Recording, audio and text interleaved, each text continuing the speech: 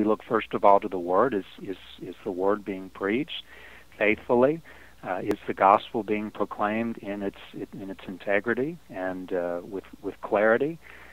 Is the call to discipleship clear? Is that at work in the life of that particular church? Is Christ a Savior as well as Lord?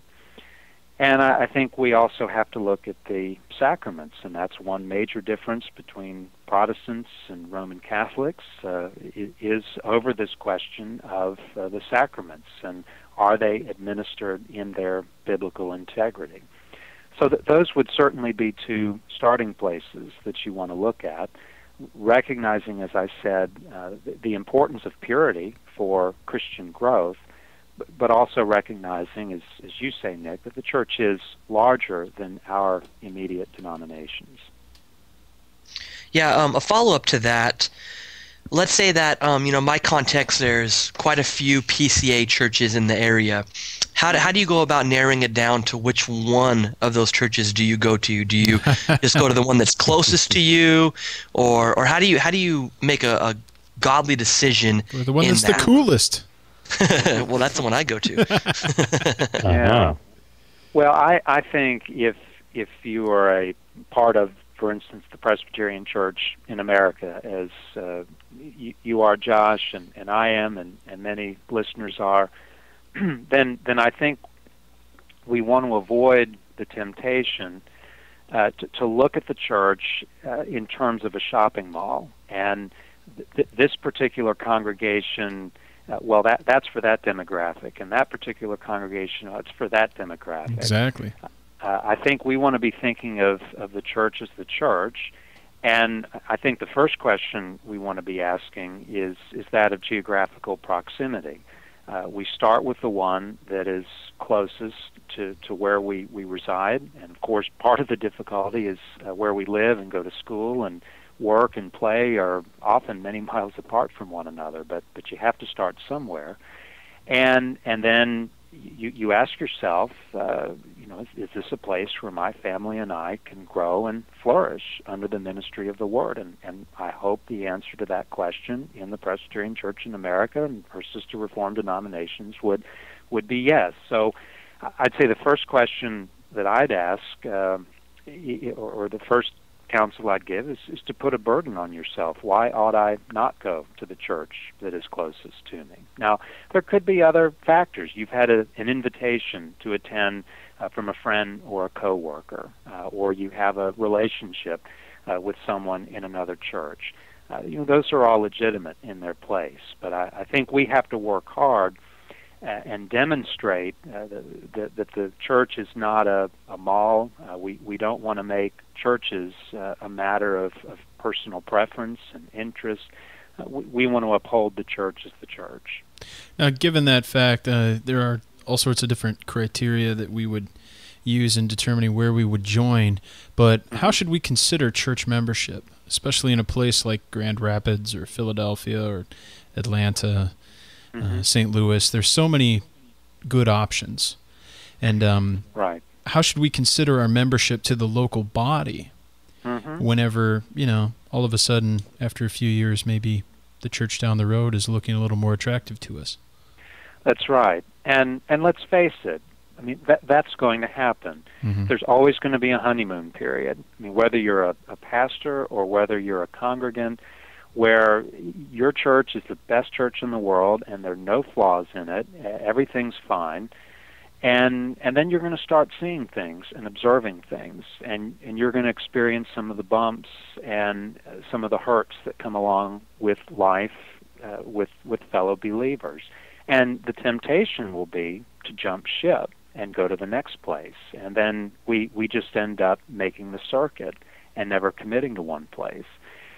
And this is where I think in our circles, when we join the church, we stand before the congregation and we make vows before the Lord.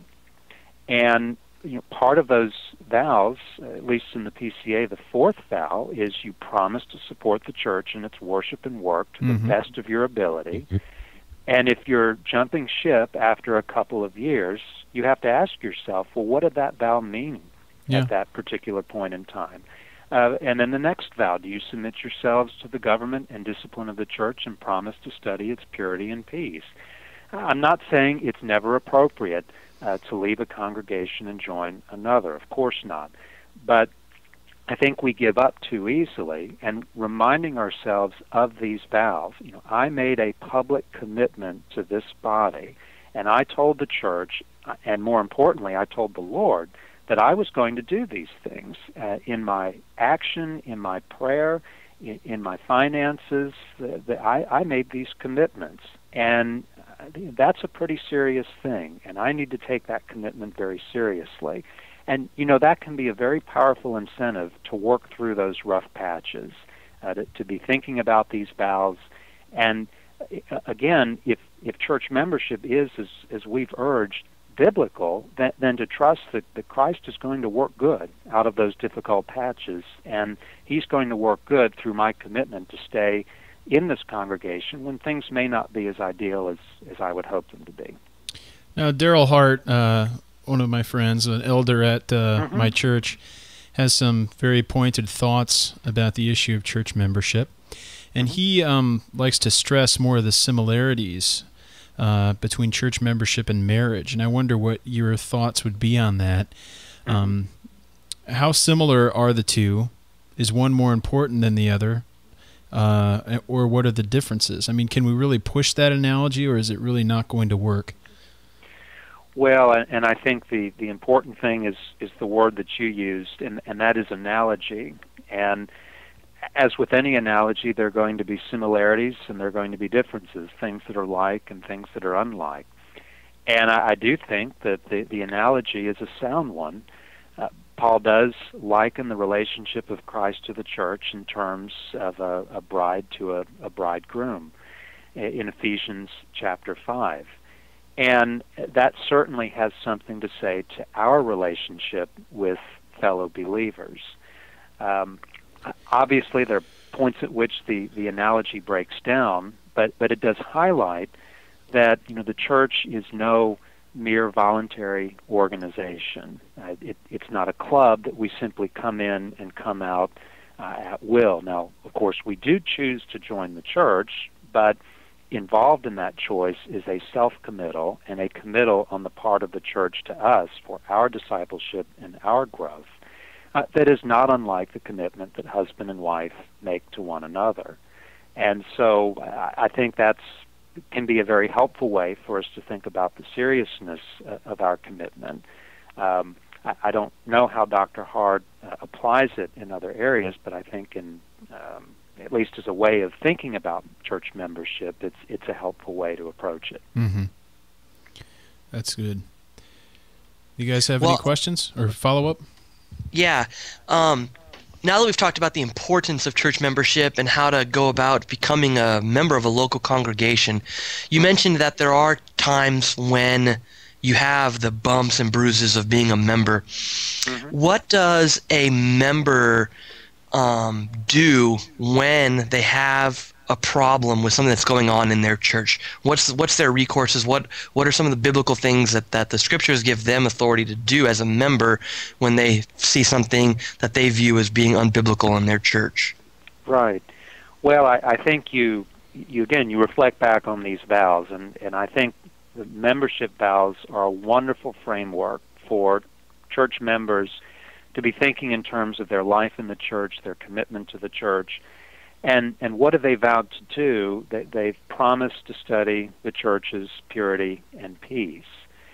So on the one hand, they're committed to its purity. And if so, there is a problem in terms of something that's being taught, if there is a problem in terms of a person's behavior or action that's become known, is potentially scandalous, is public, then certainly the church member is simply not in a position to shrug their shoulders and say, well, I guess that's just the way that it is.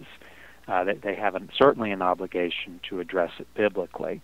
But they've also vowed, of course, to support the church's peace, which means that they respect the order that Christ has placed in the church. So they don't resort to gossip.